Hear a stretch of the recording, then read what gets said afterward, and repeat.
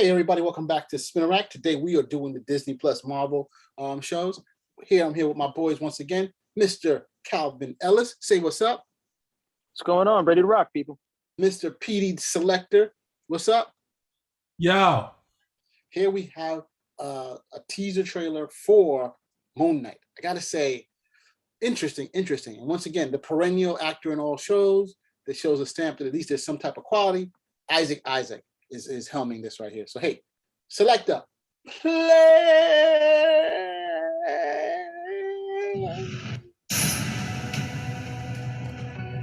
You mean Apocalypse? Yeah. I can't tell the difference between my waking life and dreams. What is that? The voice in your head.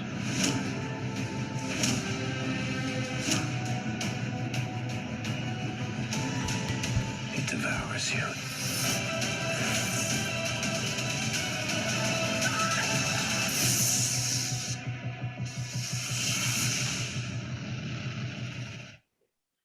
Oh man. What can I say? Moon Knight. It's I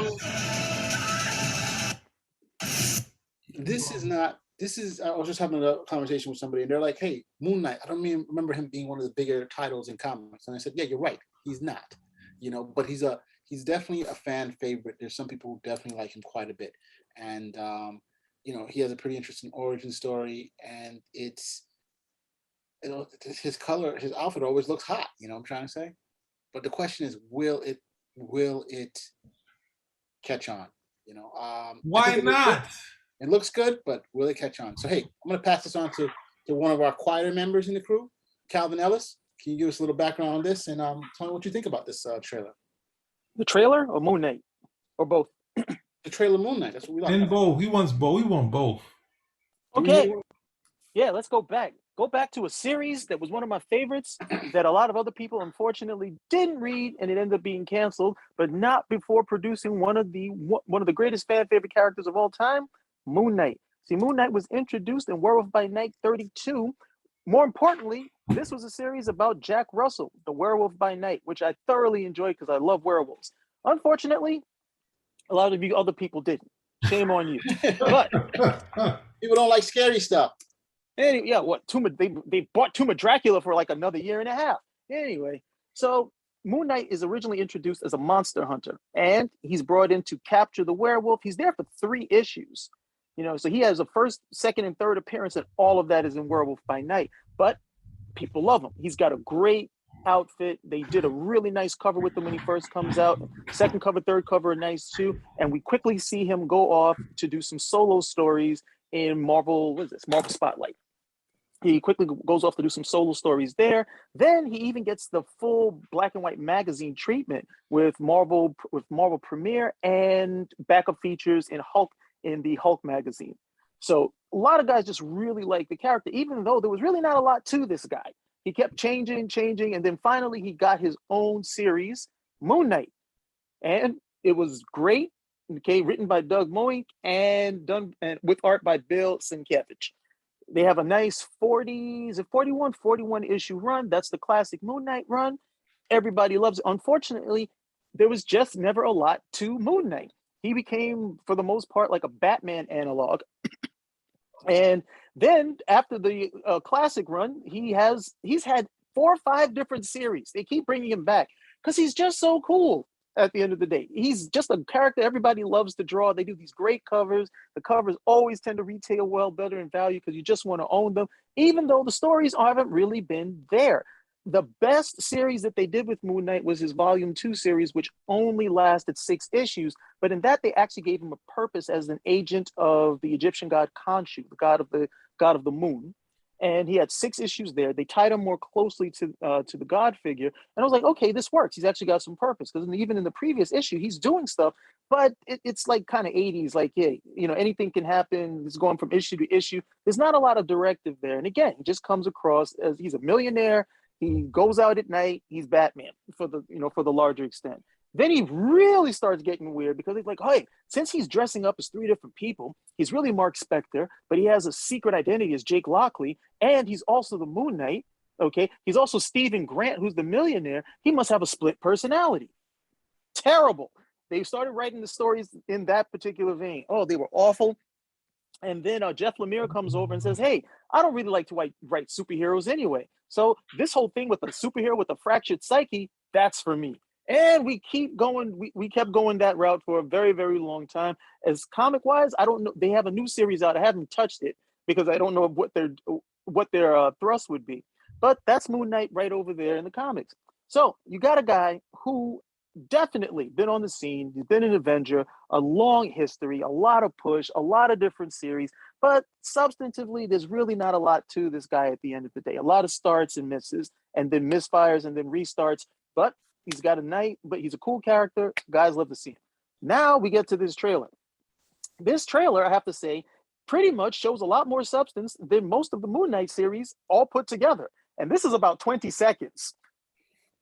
Oh, God. So we got something over here. We got something over here that could actually take off. And a lot of people might vibe with this character simply because he's really cool and they want to see some more of him. But the overall question that I will have, what's this character going to be based on? Because in the comic, you have no idea what they're going to do with this guy from series to series.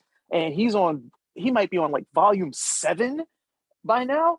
And I think his first series was like 1980.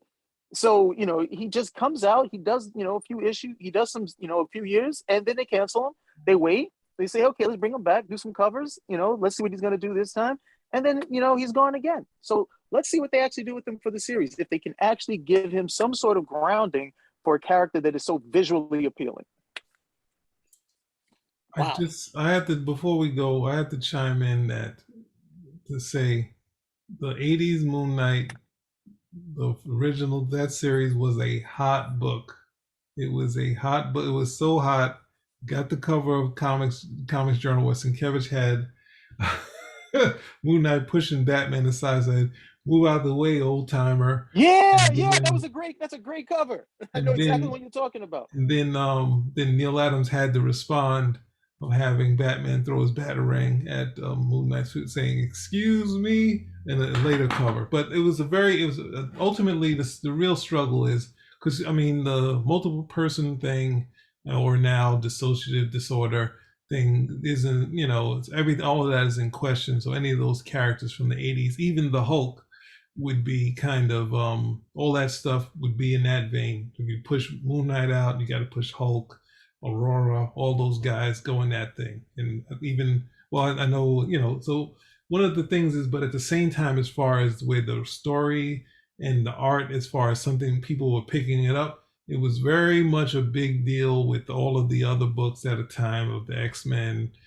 Fantastic Four, Micronauts. It was a big buzz. And the hard part is that you didn't have someone to match after Sienkiewicz left. And then, then they did the series that you talked about, which was a push for a new thing, but it wasn't as big as, so didn't have that sort of buzz because, I think Sienkiewicz was going to do the Fantastic Four, and then they talked it out, and he decided to do Moonlight, and it was such a big buzz. So it was also a book. I just looked at it, but my brother was really big on that book. So it was along the lines with the same thing that Daredevil was, that sort of buzz that was going on, because Daredevil was also in like Spider-Man and Batman Shadow. So he kind of got his thing. Now I can agree it didn't really stay that way. They didn't really have people that were jumping to do Moon Knight. They were jumping. There were a lot of Sienkiewicz fans. But there's some of that energy that was on the book. If they can capture, not necessarily try to do. Obviously, it's Hollywood. They're going to do the dissociative disorder thing, multiple personality. Always, they love that sort of stuff. Obviously, we talked about the actress from Orphan Black. So it's like they love to have characters, do multiple personality type things. But the science behind it isn't there. But it works for TV and movies. So I think they're gonna run with that stuff. So, but yeah, just want to say that was a buzz book, like so any of the other hot books from that time. So anyway, this thing looks, I can't really tell too much about it, but they had, to my mind, which I would always say is it feels like the Watchmen moment where you see the cape and punching, that sort of scene, this sort of thing. So I want to see, I need to see more, but I think you really, and I don't trust Marvel because some of these things like Moon Knight, like Nick Fury, some books are just these sort of motion action type of thing, like not slowing down and really visually doing something strong. And we have Moon Knight and the cape and all that stuff. You really need to have to visually try to do some cool stuff in these things. And we already lost it with what's the name, Nick Fury getting rid of all of that visual stuff, having it be Sam Jackson. So you have another character that's purely a visually strong character. What are you gonna do with it, Disney? You really got to pull out all the stops, and I see a lot of the human side. So it's like you have someone that's supposed to be very visual, and it's supposed to be just exploring something where you just do storytelling of visual type of stuff. Like there's that cover, the 2-pager where Moon Knight is like swinging across the page, and like the building, it's not using the exact perspective, but it's just really cool. It's just a very visual type of thing when it was hidden, and they also it doesn't connect to this sort of thing. They had also, it was hot with the Stephen Platt thing for 2 seconds, but it went on to what's it Youngblood. I know it went to Prophet fame, but but the original series, if they can get some of that energy and some of the cool stuff and try film wise try to do that, then pull out all the stops. Don't be the boring TV fight, him running around without a costume type stuff. Oh, they'll love to do that. That's cost effective, less money. They don't want to do they don't want to do the superhero stuff. That costs money. You guys know. That's why that's why they're looking at She-Hulk and they're gonna have her walking around being an attorney. Like, this is great. We can do this courtroom stuff. We already got the sets prepared for that. And then we can, we conserve the budget. But I agree. The initial series that he had with Sienkiewicz, without a doubt, that's a seminal series. Was hot, no problem. I still go back and read it, and I was like, okay, the guy really has no focus at the end of the day. But it was really cool to look at. And it's before Sienkiewicz's arc went New Mutants, so I could really enjoy it at that. I could really get behind it and enjoy it at that point.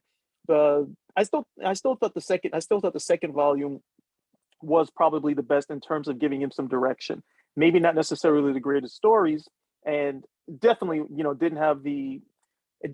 Well, it's hard to say it didn't have the visual appeal because he's just a visually appealing character overall. Mm-hmm. But it didn't have it didn't have that hot draw that you had with Sienkiewicz at the end of the day.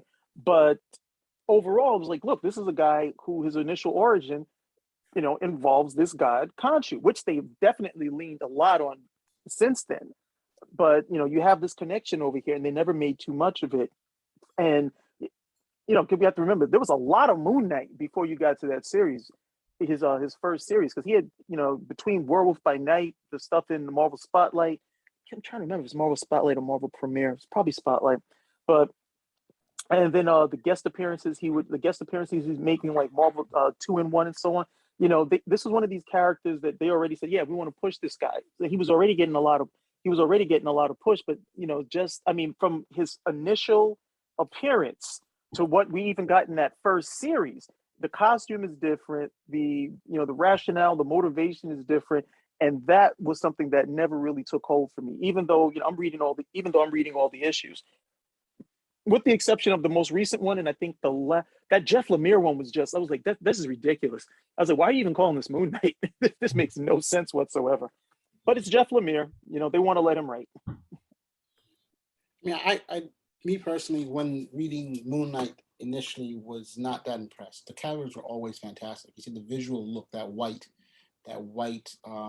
him and his costume and how it stood out, and he had and just the way it looked was just fantastic. But you would go in there like, what the hell is this guy? This guy's supposed to have powers from a god, and he's basically fighting street level villains like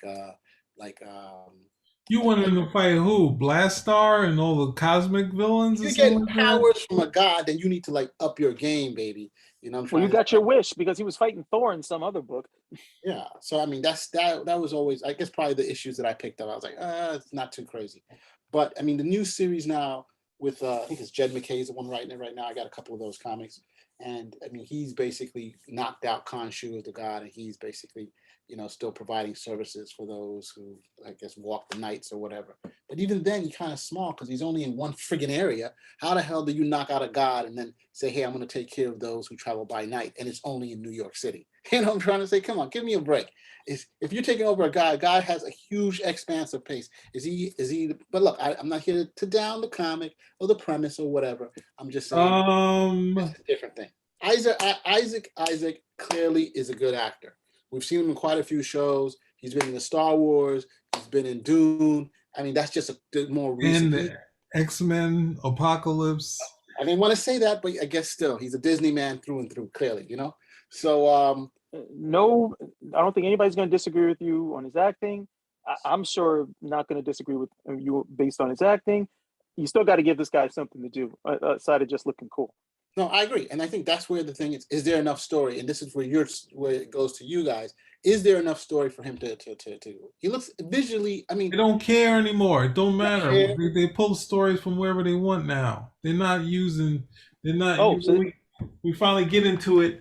God damn it! You want to get me upset? So they're gonna do those. Look at all this. All these damn stories of the Eternals.